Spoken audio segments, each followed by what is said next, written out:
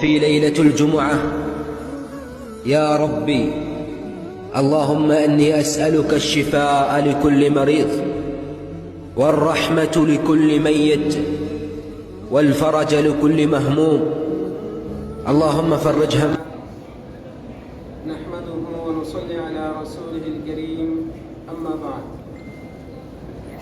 সমস্ত প্রশংসা সমস্ত গুণগান একমাত্র আল্লাহ রাব্বুল আলামিনের জন্য, যার অশেষ মেহেরবানিতে আমরা আজকে মদিনা মুনাওয়ারায় মসজিদে নববীতে জুমার সালাত আদায় করার তৌফিক পেয়েছি।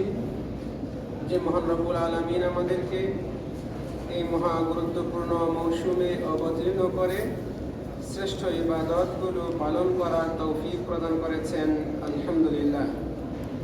অতঃপর দরুদ ও সালাম বর্ষণ হোক শেষ নবী শ্রেষ্ঠ নবী মুহাম্মদ সাল্লাল্লাহু আলাইহি ওয়াসাল্লামের উপর, যিনি তার উম্মতকে কল্যাণের পথ দেখিয়েছেন, অকল্যাণের পথ থেকে সতর্ক করে গিয়েছেন। আল্লাহ তাআলা তার উপর, তার পরিবারবর্গ এবং সকল সাহাবীর উপর শান্তি, রহমত ও বরকত নাজিল করুন, আল্লাহুম্মা আমিন। সম্মানিত বাংলাভাষী মুসলিম বৃন্দ, আমি আজকে আপনাদের সামনে মসজিদে নববীতে যে খুতবা প্রদান করা হয়েছে, উক্ত খুতবার সংক্ষিপ্ত বঙ্গানুবাদ উপস্থাপন করব। ওমা তৌফিকি ইল্লা বিল্লাহ। আজকে মসজিদে নববীতে যিনি খুতবা দিয়েছেন, অত্র মসজিদের সুযোগ্য ইমাম ও খতিব শেখ ডক্টর আব্দুল বারী বিন আওয়াজ আস-সুবাইদি হাফিজাহুল্লাহ। তিনি আজকে আমাদের সামনে খুতবা প্রদান করেছেন হজ্জের মহত্ব এই শীর্ষক।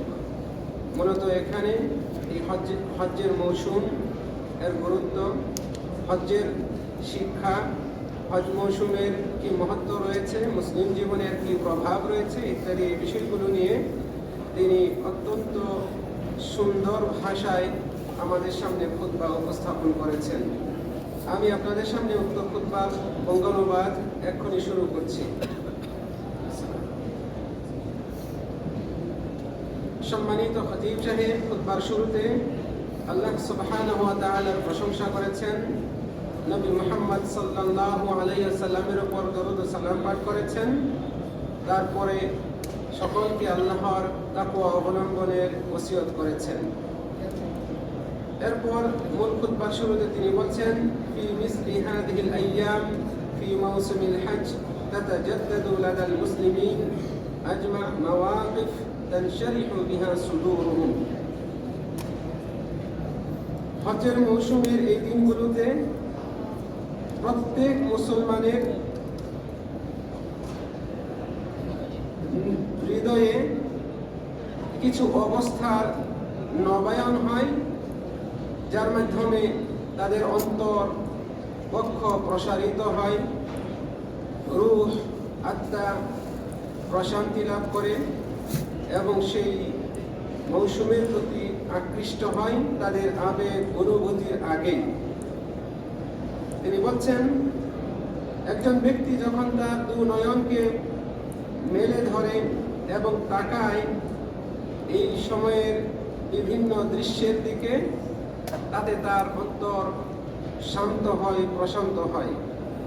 যখন একজন ব্যক্তি হারামাইন শরীফাইনের দিকে নজর বোলায় এবং পবিত্র স্থানগুলোর দিকে সে ব্যক্তি তাকায়, তখন এক গাম্ভীর্যপূর্ণ মনোমুগ্ধকর দৃশ্য অবলোকন করে, যেখানে সারা বিশ্ব থেকে আগত মুসলিম উম্মাহের ইসলামী, ঈমানি, রুহানি সম্মিলন ঘটে থাকে, যেখানে সারা বিশ্ব থেকে আগত মুমিন মুসলমানগণ একই পোশাক পরিধান করেন, তারা একই আহ্বান মেনে আসেন, একই কিবলার অধীনে ইবাদত পালন করেন, একই নবীর অনুসরণ করেন। কেবলমাত্র একজন রবেরই সন্তুষ্টি অর্জনের লক্ষ্যে তারা এখানে আগমন করে থাকেন, যে রবের কোনো শরীক নেই। খতিব সাহেব বলছেন, কাজেই এতে অবাক হওয়ার কিছু নেই যে মহান আল্লাহ সুবহানাহু ওয়া তাআলা এই উম্মতের কল্যাণ চান এই উম্মতের জন্য মহাসম্মান রেখেছেন। নবী মুহাম্মদ সাল্লাল্লাহু আলাইহি ওয়াসাল্লাম বলেছেন, ইন্নাকুম তুতিম্মুনা সাবঈনা উম্মাহ। নবী সাল্লাল্লাহু আলাইহি ওয়াসাল্লাম বলেছেন যে তোমরা 70টি জাতির 70তম এই সংখ্যা পূর্ণ করেছ। আনতুম খায়রুহা ওয়া আকরামুহা আলাল্লাহ। তোমরাই এত জাতির মধ্য থেকে, এত উম্মতের মধ্য থেকে সবচেয়ে শ্রেষ্ঠ এবং আল্লাহর কাছে সবচেয়ে মর্যাদা সম্পন্ন। 70টা জাতি, এই 70 জাতির মধ্যে 70তম হচ্ছে মুসলিম জাতি, নবী মুহাম্মদ সাল্লাল্লাহু আলাইহি সাল্লামের এই উম্মত। আর রাসূল সাল্লাল্লাহু আলাইহি ওয়াসাল্লাম বলেন, এই 70 উম্মতের মধ্য থেকে তোমরাই সবচেয়ে শ্রেষ্ঠ উম্মত এবং আল্লাহর কাছে অধিক সর্বাধিক মর্যাদাপূর্ণ উম্মত। সুনানে তিরমিজির হাদিস। খতিব সাহেব তারপরে বলছেন, এই যে মৌসুম ভিত্তিক ইবাদতগুলো, এই ইবাদতগুলোর মাঝে আল্লাহর অন্যতম হিকমত ও রীতি হচ্ছে যে এখানে উম্মতের ঐক্য প্রদর্শিত হয়। যেখানে উম্মতের লোকজন যারা এই ইবাদতগুলো পালন করতে আসেন, তারা বিভিন্ন স্লোগান, প্রতীক, বিভিন্ন রকমের দলাদলি এগুলো পরিহার করে ঐক্যের বন্ধনে আবদ্ধ হন। তারপর তিনি বলছেন, এই উম্মতে মুহাম্মাদি তারা কতই না মহান সম্মানের অধিকারী। সুন্দর জামা পরিধান করে তারা আসেন, ইহরামের কাপড় পরিধান করে আসেন এমন একটি ইবাদত পালনের জন্য যেখানে বর্ণ বৈষম্যতা নেই, যেখানে মানে কোনো রকমের ভেদাভেদ নেই, সকলেই সম পর্যায়ে অবস্থান করেন। হজ এটা একটা মৌসুম ভিত্তিক ইবাদত। এই ইবাদত যারাই পালন করতে আসেন, এখানে মানুষের যে বাহ্যিক তারতম্য রয়েছে, সাদা কালো, শ্বেতাঙ্গ কৃষ্ণাঙ্গ, ধনী গরিব, পদস্থ অথবা সাধারণ কর্মচারী, সব রকমের মানুষের এখানে কোনো রকমের ভেদাভেদ নেই। সবাই সমান পর্যায়ে, একই পোশাকে, একই জায়গাতে, একই ইমামের সাথে, একই ময়দানে, আরাফা অথবা মুজদালিফা অথবা মিনা অথবা বাইতুল্লাহ, এই একই জায়গায় সবাই সব রকমের মানুষ একই পরিস্থিতিতে, একই অবস্থায় ইবাদত পালন করে। ফলে এখানে ইসলামের অন্যতম এক গুরুত্বপূর্ণ মাহাত্ম্য প্রকাশ পায়, যেখানে ইসলাম সাম্যের ডাক দেয়, যেখানে ইসলামের দৃষ্টিতে ইসলামের অনুসারীদের মধ্যে কোনো ভেদাভেদ নেই। ভেদাভেদ এটা কেবলই তাকওয়ার ভিত্তিতে। খতিব সাহেব বলছেন, আর এখানে অলিক দাবি দাওয়ার বিপরীতে কথা ও কাজে যারা সততা অবলম্বন করে তাদের মূল্য উন্নত হয় এখানে।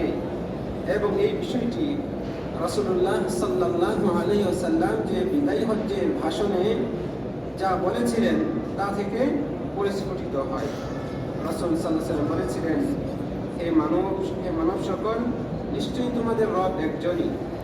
কাজেই আরবি আর অনারবীদের উপর আরবের লোকদের প্রাধান্য নেই। অনুরূপভাবে আরব লোকদের উপর অনারবী লোকের কোনো রকমের প্রাধান্য মর্যাদা নেই। শ্বেতাঙ্গ এবং কৃষ্ণাঙ্গের মাঝে কোনো রকমের পার্থক্য নেই, প্রাধান্য নেই, একে অপরের উপর প্রাধান্য নেই। ইল্লা বিত্তাকওয়া, প্রাধান্য কেবলই তাকওয়ার ভিত্তিতে। আল্লাহ তাআলা বলছেন, ইন্না আকরামাকুম ইনদাল্লাহি আতকাকুম, নিশ্চয়ই তোমাদের মধ্যে সম্মানিত, অধিক সম্মানিত তারাই আল্লাহর কাছে যারা অধিক তাকওয়াবান। রাসূল সাল্লাল্লাহু আলাইহি ওয়াসাল্লাম বিদায় হজ্জে এই ভাষণে এই কথা বলেছেন যে শ্বেতাঙ্গ কৃষ্ণাঙ্গ, আরব অনারব, এদের মধ্যে একে অপরের উপর কোনো প্রাধান্য নেই। আর প্রাধান্য নির্ণয় হয় কেবল তাকওয়ার ভিত্তিতে। আর আল্লাহ তাআলা বলছেন, তোমাদের মধ্যে আল্লাহর কাছে অধিক সম্মানিত সেই ব্যক্তি যার তাকওয়া বেশি, যে অধিক তাকওয়াবান। কাজেই কে কোন পদের, কে কোন দেশের, কে কোন রঙের, বর্ণের, এটা আল্লাহর কাছে গ্রহণযোগ্য না, এটা আল্লাহর কাছে ধর্তব্য না। বরং যে রঙেরই হই না কেন, যে দেশেরই হই না কেন, যে পেশারই হই না কেন, আমার তাকওয়া, আপনার তাকওয়া, যার তাকওয়া বড় হবে, যার তাকওয়া বেশি হবে, মজবুত হবে, সম্মান মর্যাদা তত বেশি হবে তার আল্লাহ সুবহানাহু ওয়া তাআলার কাছে। খতিব সাহেব তারপরে বলছেন, আমরা এই হজ্জের কার্যাদি পালন করার সময় এই দিনগুলোতে যে একটা দৃশ্য লক্ষ্য করি বা দেখতে পাই, তার অন্যতম হচ্ছে এখানে এই দৃশ্যগুলো ইসলামের কিছু মূল্যবোধকে তুলে ধরে উপস্থাপন করে। সেগুলোর মধ্যে অন্যতম হচ্ছে আল মুসাওয়াত, সাম্য, যা একটু আগে খতিব সাহেব উল্লেখ করেছেন, আমি আপনাদের সামনে বললাম। এখানে সাম্য এই বিষয়টি সুস্পষ্টভাবে প্রতীয়মান হয়। রাজা, বাদশাহ, ধনী, গরিব, পদস্থ অথবা সাধারণ সব রকমের মানুষ, সুন্দর অথবা দেখতে অসুন্দর সব রকমের মানুষ এখানে সমান। ফলে এটা সাম্যের শিক্ষা দেয়।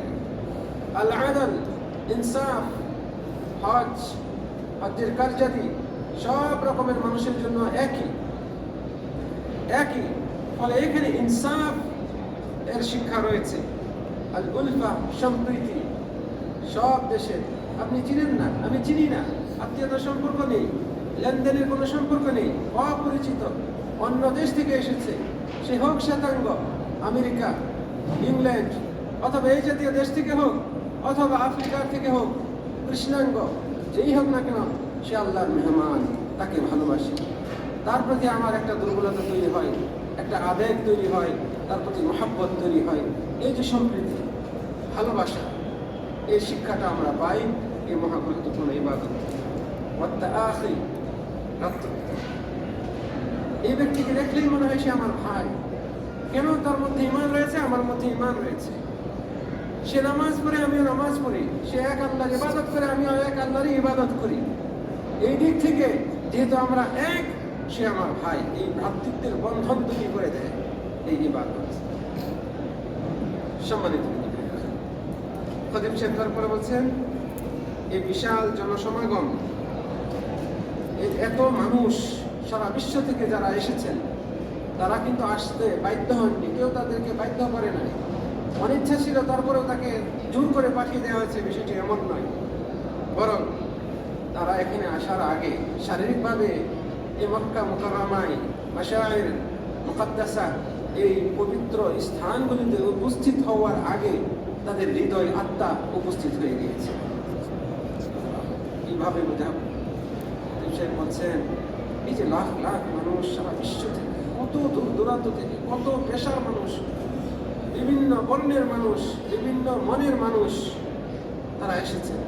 তাদেরকে কিন্তু জোর করে পাঠানো হয়নি এখানে, বরং তারা এখানে শারীরিকভাবে উপস্থিত হওয়ার আগে তাদের অন্তর এখানে উপস্থিত হয়ে গিয়েছে, তাদের মন এখানে উপস্থিত হয়েছে। হারামাইন শরীফাইনের প্রান্তরে তাদের মন আগে থেকেই উপস্থিত হয়েছে। তারা পৃথিবীর আনাচে কানাচে থেকে এসেছে, বিভিন্ন কষ্ট ক্লেশ সহ্য করে এসেছে কেবলই রব্বুল আলামিনের সন্তুষ্টি অর্জনের জন্য। এটা সবচেয়ে উজ্জ্বল প্রমাণ, এই ইসলাম, এই ধর্ম পৃথিবীব্যাপী ছড়িয়ে গিয়েছে, ছড়িয়ে যাচ্ছে, এবং এটা আগে থেকেই যেমন ছড়িয়ে গেছে এবং এখনো যাচ্ছে, কিয়ামত অবধি এটা শুধু সম্প্রসারণ হবে এই ইসলাম ধর্মে।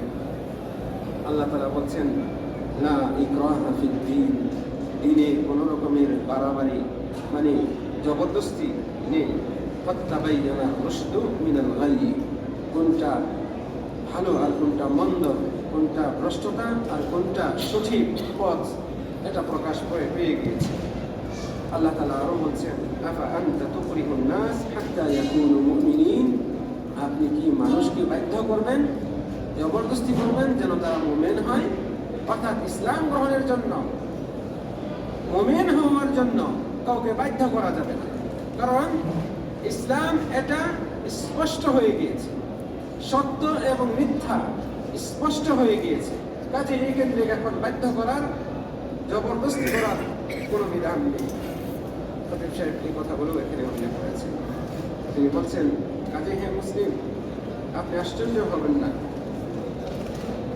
যে যখন আপনি দেখবেন এখানে সারা বিশ্ব থেকে মানুষ উপস্থিত হচ্ছে, জমায়েত হচ্ছে, কারণ ইসলামী মূল্যবোধ, ইসলামের এই ভিত্তি, এটা কোনো সীমানা এবং কোনো স্থানের সাথে সম্পৃক্ত নয়। এটা সব সীমানাকে পেরিয়ে গিয়েছে, সব বাধাকে দূর করে সর্বত্র এটা পৌঁছে গিয়েছে, মানুষের অন্তঃস্থলে পৌঁছেছে এই ইসলাম। ফলে ইসলাম একজন মানুষের মাঝে গিয়ে তার উন্নতি সাধন করেছে, তাকে পবিত্র করেছে, তাকে অন্য মানুষে পরিণত করেছে। ইসলাম কিন্তু ইসলামী মূল্যবোধ এটা কোনো সীমানা মানে না, সকল সীমানা পেরিয়ে এটা সকল দেশের সকল সীমানার মানুষের কাছে পৌঁছে যায়, সেই মানুষের আত্মিক উন্নতি ঘটায়, তাকে পবিত্র করে এবং তাকে অন্য মানুষে রূপান্তর করে, একজন খাঁটি প্রকৃত মুমিন বান্দায় পরিণত করে। খতিব সাহেব বলছেন, এত জনসমাগম হয়েছে, এই মানুষগুলো এসেছে ইসলামের জন্য, কারণ ইসলাম ধর্ম এটা ভারসাম্যপূর্ণ ধর্ম, এটা সকল জীবনে সকল চাহিদার ব্যাপারে সাড়া দেয়, সকল যুগের এই পরিবর্তনের সাথে এটা খাপ খাইয়ে নেয়, মানানসই, সকল স্থানের সাথে এটা মানানসই। ফলে প্রত্যেকের যাবতীয় বিষয়ে জবাব দেয়, যত নতুন নতুন বিষয় আসে, জট বাঁধে, এই জট খোলার ব্যাপারে ইসলাম অবদান রাখে। আল্লাহ তাআলা বলছেন, আল-ইয়াউমা আকমালতু লাকুম দীনাকুম ওয়া আতমামতু আলাইকুম নি'মাতি, আজকের এই দিনে আমি তোমাদের দিনকে পরিপূর্ণ করলাম, তোমাদের উপর আমার নিয়ামতকে সম্পূর্ণ করলাম।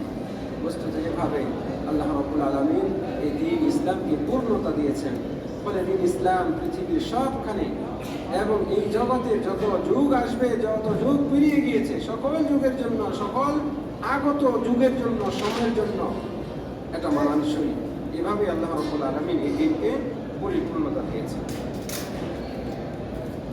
তারপরে আরো বলছেন, ইসলাম মুসলিম উম্মতের সম্পর্ককে জোরদার করেছে, তাদের মধ্যে ভ্রাতৃত্ব ভালোবাসার বীজ বপন করেছে, যাতে করে একজন মুসলিম অন্য সৃষ্টির উপর, অন্য মানুষের উপর, মানুষ সহ যত সৃষ্টিকুল রয়েছে তাদের কল্যাণ কামনা করে। রাসূল সাল্লাল্লাহু আলাইহি ওয়াসাল্লাম বলেছেন, লা ইউমিনু আহাদুকুম হাত্তা ইউহিব্বা লিআখিহি মা ইউহিব্বা লিনাফসিহি, তোমাদের কেউ ততক্ষণ পর্যন্ত পূর্ণ মুমিন নয় যতক্ষণ না সে তার ভাইয়ের জন্য তাই পছন্দ করে যা নিজের জন্য পছন্দ করে। সে নিজের জন্য যা পছন্দ করে অপরের জন্য পছন্দ করবে, নিজের জন্য যেটা ভালো মনে করে অন্যের জন্য সেটা ভালো মনে করবে। এটা হচ্ছে মুমিনের লক্ষণ।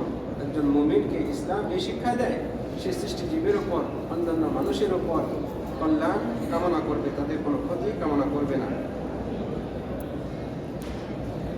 তারপরে খতিব সাহেব বলছেন, এই মুসলিম উম্মত তাদের কাছ থেকে এই কামনা করা হয়েছে ইসলামের মাধ্যমে যে তারা এই পৃথিবীতে ব্যাপক কল্যাণ সাধন করবে এবং নিরাপত্তা প্রতিষ্ঠা করবে। কিভাবে তারা নিরাপত্তা প্রতিষ্ঠা করবে? তাদের আকীদাকে ভ্রান্তি, বিভ্রান্তি, সংশয়ে নিপতিত করা থেকে এবং যুব সমাজের এই চিন্তা চেতনাকে বিগড়ে যাওয়া, সীমা লঙ্ঘন করা, বিভিন্ন দলাদলিতে লিপ্ত হওয়া থেকে রক্ষা করার মাধ্যমে। অনুরূপভাবে তারা যেন সংশয়ে পতিত না হয় এবং লোভ, লালসা প্রবৃত্তির জোয়ারে ভেসে না যায়, তা থেকে রক্ষা করার মাধ্যমে। অত্যন্ত গুরুত্বপূর্ণ একটি কথা বলেছে। ইসলাম ধর্ম এই মুসলিম উম্মাহর কাছে কামনা করে, মুসলিম উম্মাহ এই জগতে শান্তি প্রতিষ্ঠা করবে, নিরাপত্তা প্রতিষ্ঠা করবে। কিভাবে? এই মুসলিম উম্মাহের আকীদাকে সংশয়, সন্দেহ, ভ্রান্তি থেকে রক্ষা করা হবে। যখন এইগুলো থেকে রক্ষা পাবে এবং মুসলিম যুব সমাজের মস্তিষ্ক যতক্ষণ পর্যন্ত সঠিক চিন্তা চেতনা আকীদার উপর থাকবে, ততদিন তাদের মধ্যে শান্তি বিরাজ করবে। কারণ যখন আকীদা এক হবে, আমল এক হবে, চিন্তা চেতনা এক হবে, তখন তাদের মধ্যে দলাদলি, হিংসা, বিদ্বেষ, বিরুদ্ধাচরণ এবং বিভিন্ন ফিরকার উৎপত্তি হওয়া, এগুলো থেকে তারা রেহাই পাবে। ফলে তারা সাম্য, একতা, ঐক্যবদ্ধতা এর মাঝে বিরাজ করবে, তাদের মধ্যে আর অশান্তি থাকবে না। খতিব সাহেব তারপরে খুতবার শেষ দিকে বলছেন, মুসলিম উম্মত, এই উম্মত জ্ঞান অর্জন এবং সেই অনুযায়ী আমল করার উম্মত। মুসলিম জাতি জ্ঞান এবং আমল এই দুটার সমন্বয়কারী জাতি। তারা কল্যাণকর অগ্রগতির সাথে নিজেদেরকে খাপ খাইয়ে নেয়, জীবনের উন্নতিতে অংশগ্রহণ করে, অনুরূপভাবে দেশ ও জাতি বিনির্মাণে তারা প্রচেষ্টা করে। নিজেদেরকে অজ্ঞতা, অলসতা, পরনির্ভরতা এগুলো থেকে দূরে রাখে। সেই সাথে ইসলামী মূল্যবোধ, ইসলামের ভিত্তি এটাকে সংরক্ষণ করে রাখার প্রচেষ্টা করে মুসলিম উম্মত। কুরআন ও সুন্নাতের দিকে যদি কোনো ব্যক্তি তাকায়, গবেষণা করে, মনোনিবেশ করে এবং হজ সংক্রান্ত অন্যান্য ইবাদত সংক্রান্ত আয়াতগুলোর দিকে যদি নজর বোলায়, তাহলে দেখতে পাবে যে এই ইবাদতগুলোতে আল্লাহ সুবহানাহু ওয়া তাআলা দ্বীনের একটি গুরুত্বপূর্ণ ভিত্তি প্রকাশ পায়। আর সেটা হচ্ছে সহজ করা, কঠিন করা নয়, কঠোরতা আরোপ করা নয়।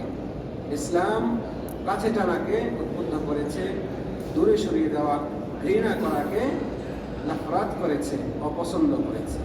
এই বিষয়টি তারা দেখতে পাবে ইসলামের যত বিধান রয়েছে, ইবাদত রয়েছে, এমনকি হজ সংক্রান্ত যে বিষয়গুলো রয়েছে, আয়াতগুলো রয়েছে, সেগুলোতে আল্লাহ তাআলা বলছেন, ইউরিদুল্লাহু বিকুমুল ইউসরা ওয়ালা ইউরিদু বিকুমুল উসরা।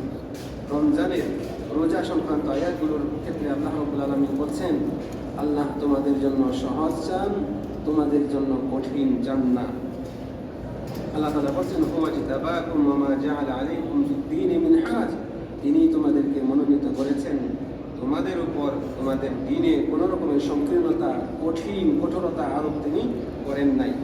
রাসূল সাল্লাল্লাহু আলাইহি সাল্লাম তিনি তার প্রতিনিধি দলকে যখন পাঠাচ্ছিলেন, দায়ীদেরকে বিভিন্ন এলাকায় পাঠাতেন, তাদেরকে বলতেন ওই সমস্ত লোকদের উপর সহজ করো, কঠিন করিও না, তাদেরকে কাছে টেনে নেও, দূরে সরিয়ে দিও না, এই জাতীয় কথা বলতেন। এর মধ্যে অন্যতম একটি হাদিস কথা উল্লেখ করেছেন, যেখানে রাসূল সাল্লাল্লাহু আলাইহি ওয়াসাল্লাম দুজন দায়ীকে বলছিলেন, ইয়াসসিরা ওয়ালা তুআসসিরা, তোমরা তাদের উপর সহজ করবে, তাদের উপর কঠোর হবে না। ওয়াবাশশিরা, তাদেরকে সুসংবাদ জানাবে, ওয়ালা তুনাফিরা, তাদেরকে দূরে সরিয়ে দিবে না। এইভাবে রাসূল সাল্লাল্লাহু আলাইহি ওয়াসাল্লাম নসিহত করেছেন। এই শিক্ষাটাও আমরা এই হজ্জের মধ্যেও পাই। আল্লাহ সুবহানাহু ওয়া তাআলা এই হজ্জের বিভিন্ন বিধানে সহজতা রেখেছেন, এবং কোনো কারণে কোনো হাজির জন্য একটা ইবাদত যদি কঠিন হয়ে যায়, বিকল্প হিসেবেও আল্লাহ রাব্বুল আলামিনের বিধান রয়েছে, নবী সাল্লাল্লাহু আলাইহি ওয়াসাল্লামের সুন্নত রয়েছে। যার ওজর রয়েছে, যেখানে ওজর রয়েছে সেখানে রুখসত রয়েছে। মনে রাখবেন, ইসলামের বিধানগুলো এমন যে যেখানে আপনার ওজর রয়েছে সেখানে রুখসত রয়েছে, সেখানে তাইসির, সহজ রয়েছে। প্রথম ধাপ মূল, এটাতে আপনার পক্ষে সম্ভব না পালন করা, সেখানে আপনার জন্য দ্বিতীয় ধাপ রয়েছে। আপনি অসুস্থ, আপনি দাঁড়িয়ে নামাজ পড়তে পারেন না, বসে নামাজ পড়ার ব্যবস্থা রয়েছে। বসাও সম্ভব না, আপনার শুয়ে নামাজ পড়ার ব্যবস্থা রয়েছে। আপনি অসুস্থ, রমজান মাস রোজা রাখা আপনার জন্য খুবই কঠিন, আপনার জন্য বিকল্প ব্যবস্থা রয়েছে। আপনি মুসাফির, সফরের অবস্থায় আপনার ইবাদতগুলো যথাযথভাবে পালন করা কঠিন, মুসাফির আপনার জন্য আলাদা ব্যবস্থাপনা রয়েছে। ঠিক এরকম যত ইবাদত রয়েছে, যেখানেই ওজর আছে সেখানেই রুখসত আছে। মানে ইসলাম আমাদের জন্য, আমাদের কল্যাণে বিধানগুলো দিয়েছে। কাজেই বিধান পালনকারী মুমিনের বিষয়টিকে ইসলাম বেশি গুরুত্ব দিয়েছে, ফলে তার অবস্থা অনুপাতেও বিধান দিয়েছে। সম্মানিত দিনী ভাইরা, খতিব সাহেব খুতবার প্রথম খুতবার শেষাংশে বলছেন, একজন মুসলিম এই উম্মত এর অধীন হতে পেরে গর্ববোধ করবে, কারণ এই উম্মত শেষ উম্মত এবং সবচেয়ে বেশি সম্মানিত উম্মত। আল্লাহ তাআলা এই জন্যই বলছেন, কুনতুম খায়রা উম্মাহ, তোমরাই হচ্ছ শ্রেষ্ঠ উম্মত, উখরিজাত লিন-নাস, যাদেরকে মানুষের কল্যাণের জন্য বের করা হয়েছে, সৃষ্টি করা হয়েছে। এই উম্মত মধ্যমপন্থী উম্মত, তাদের মধ্যে বাড়াবাড়ি নেই, তাদের মধ্যে ছাড়াছাড়িও নেই, উদাসীনতাও নেই। وكذلك جعلناكم أمة وسطا আল্লাহ তাআলা বলছেন এইভাবেই আমি তোমাদেরকে মধ্যমপন্থী উম্মত বানিয়েছি মাহফুজাতান মিনাল ইহলাকি ওয়াল ইস্তিসাল ধ্বংস নির্বংশ হওয়া থেকে তোমাদেরকে হেফাজত করা হয়েছে।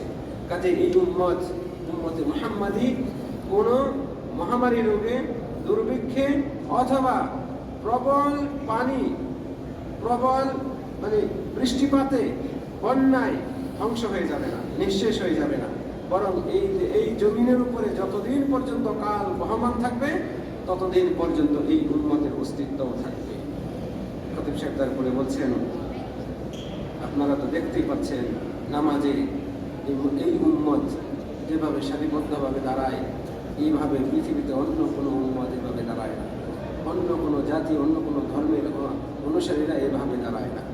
আর এই উম্মতে মুসলিমের নামাজে এভাবে সারিবদ্ধভাবে দাঁড়ানো, ছোট বড় এবং বিভিন্ন বর্ণের সবাই একই কাতারে একই মসজিদে যখন দাঁড়ায়, এই দৃশ্যটি এত সুন্দর, এত সম্মানের, যা ফেরেশতাদের একসাথে সারিবদ্ধভাবে দণ্ডায়মান হওয়ার কথাকে স্মরণ করিয়ে দেয়। কাল কিয়ামতের দিন কত কোটি কোটি ফেরেশতা, আল্লাহর বাহিনী রয়েছে, সংখ্যা আমরা জানি না, এরা সবাই আল্লাহর সামনে সারিবদ্ধভাবে দাঁড়াবে। এই দণ্ডায়মান হওয়ার দৃশ্যটাকে স্মরণ করিয়ে দেয়। সবচেয়ে বড় সম্মানের বিষয় হবে সেই কাল কিয়ামতের দিন, যেদিন এই মুসলিম উম্মতে মুহাম্মাদি যারা সালাত আদায় করত, সালাত আদায়ের জন্য ওযু করত, তাদের ওযুর অঙ্গ প্রত্যঙ্গগুলো সেদিন উজ্জ্বল হবে, চমকাতে থাকবে। এটা সেই দিন তাদের জন্য সবচেয়ে বড় সম্মানের হবে। এই নামাজিরা যারা ওযু করত, ওযুর অঙ্গ প্রত্যঙ্গগুলো চমকাতে থাকবে, উজ্জ্বল হতে থাকবে। রাসূল সাল্লাল্লাহু আলাইহি সাল্লাম তিনি নিজে তার উম্মতকে চিনবেন এই অঙ্গ প্রত্যঙ্গগুলো দেখে, কারণ এটাও এই উম্মতের জন্য নির্দিষ্ট একটি বিষয়। দুনিয়ার শুরু থেকে শেষ পর্যন্ত কত উম্মত, যা আমরা জানলাম আজকের আলোচনার শুরুতে, 70 উম্মত, এবং এক একটা উম্মতের মধ্যে উম্মতের সংখ্যা হবে বিশাল সংখ্যা, আর সবচেয়ে বড় সংখ্যা হবে এই উম্মতের, শেষ উম্মতে মুহাম্মাদের। এত মানুষের মধ্য থেকে রাসূল সাল্লাল্লাহু আলাইহি ওয়াসাল্লাম তার উম্মতকে চিনবেন, চেনার একটাই আলামত থাকবে কাল কিয়ামতের দিন, সেটা হচ্ছে এই উম্মতের ওযু করেছে, হাত ধুয়েছে, চেহারা ধুয়েছে, চেহারার অঙ্গ প্রত্যঙ্গ, হাত পা, এই যে অজুর অঙ্গ প্রত্যঙ্গগুলো চমকাতে থাকবে। এই দৃশ্য দেখে তিনি চিনিয়ে ফেলবেন, তাদেরকে ডেকে ডেকে হাউজে কাউসার থেকে পানি পান করাবেন। এটা সেই দিন সমগ্র জাতির মধ্য থেকে মুসলিম জাতির জন্য সবচেয়ে বড় সম্মানের। আল্লাহ তাআলা আমাদেরকে তাদের অন্তর্ভুক্ত করুন, আমিন। সম্মানিত দিনী ভাইরা, খতিব সাহেব শেষ কথায় বলছেন, যখন রাসূল সাল্লাল্লাহু আলাইহি ওয়াসাল্লাম তাদেরকে চিনবেন এবং তারা এই সম্মানের অধিকারী হবে, তাদের মর্যাদাও বেড়ে যাবে। আর এই মর্যাদা বেড়ে যাওয়ার কারণে সর্বপ্রথম মুসলিম উম্মতি পুলসিরাত পার হয়ে যাবে, এবং মুসলিম উম্মতে মুহাম্মাদি সর্বপ্রথম জান্নাতে প্রবেশ করবে।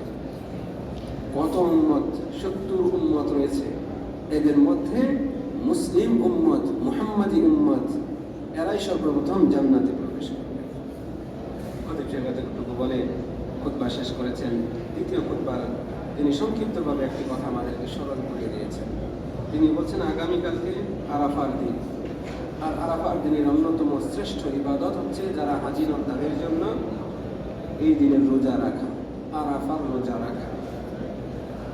যারা এই দিনে রোজা রাখে তাদের জন্য বিশাল সওয়াব রয়েছে। নবী মুহাম্মদ সাল্লাল্লাহু আলাইহি ওয়াসাল্লাম বলেছেন, নিশ্চয়ই আল্লাহ তাআলা আরাফার রোজার মাধ্যমে রোজাদার ব্যক্তির পূর্বের 1 বছরের এবং পরবর্তী 1 বছরের, এই 2 বছরের গুনাহ ক্ষমা করে দেন, যা সহিহ মুসলিমের হাদিসে রয়েছে। অর্থাৎ আরাফা রোজা রাখার কারণে আল্লাহ তাআলা এই রোজা যিনি রাখেন তার 2 বছরের গুনাহ মাফ করে দেন, পূর্ববর্তী 1 বছরের এবং পরবর্তী অগ্রিম 1 বছরের গুনাহ ক্ষমা করে দেন। সেই সাথে আরো কিছু আমল রয়েছে। এই সময়ে আমরা বেশি বেশি তাকবীর পাঠ করব। এই তাকবীর 2 রকমের, একটা হচ্ছে তাকবীর মুতলাক, সাধারণ তাকবীর, এটা জিলহজ্জের এই 1 তারিখ থেকে 13 তারিখ পর্যন্ত আমরা যে কোনো সময় বেশি বেশি তাকবীর পাঠ করব। আরেকটা তাকবীর হচ্ছে তাকবীর মুকাইয়াদ, মানে নির্ধারিত সুনির্দিষ্ট তাকবীর। আর এই তাকবীরটি শুরু হবে আরাফার দিন ফজরের নামাজের পর থেকে আইয়ামে তাশরিকের শেষ দিন সূর্যাস্ত পর্যন্ত, অর্থাৎ মাগরিব পর্যন্ত।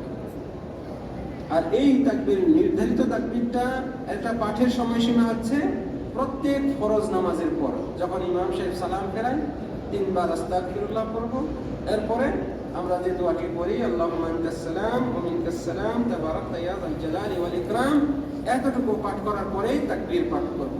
আল্লাহু আকবার, লা ইলাহা ইল্লাল্লাহ, আল্লাহু আকবার ওয়ালিল্লাহিল হামদ। খতিব সাহেব এদিকে আমাদেরকে স্মরণ করে দিয়েছেন। তিনি বলছেন এই তাকবীর, এই সিস্টেমটা হচ্ছে শুধুমাত্র যারা হাজি নন তাদের জন্য।